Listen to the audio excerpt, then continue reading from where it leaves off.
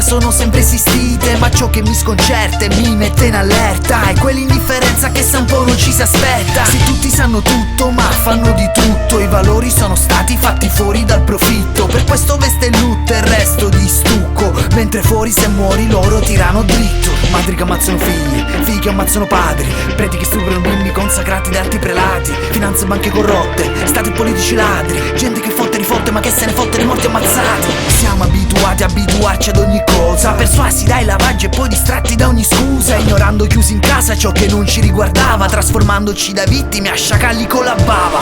Tutto è intorno a me, non posso più credere che tutti tengano gli occhi chiusi di fronte all'odio che ci ha rinchiusi. Tutto è intorno a me, ma posso difendere la verità anche con gli occhi chiusi e dà più forza alle parole che ho per La crisi sia economica ma è più spirituale, va proprio nel senso pratico, niente trascendentale. Va qua andiamo tutti in pare, in ansia oppure in depressione, poi si sa c'è chi ne esce e chi esce ammazza 3 persone. Ma scioccano distacco, insensibilità e freddezza, con le quali ormai la gente affronta ogni notizia, di fronte ad ogni dramma, tragedia o sofferenza che non riguardi la famiglia o la sua discendenza. Torturiamo animali, chiudiamo gli esseri umani, intossichiamo le terre e l'aria, avveleniamo i mari, tutto perché ce ne fotte, i fatti risultano chiari, qua gira e rigira chi tira, sono purtroppo fighe denari. Per cui se c'è una fine va per me simile a questa, tutti contro tutti, tutti fuori di testa, e sarà solo frutto della nostra indifferenza, un po' come quando hai tutto ma ne ignori l'esistenza. Per cui se c'è una fine va per me simile a questa,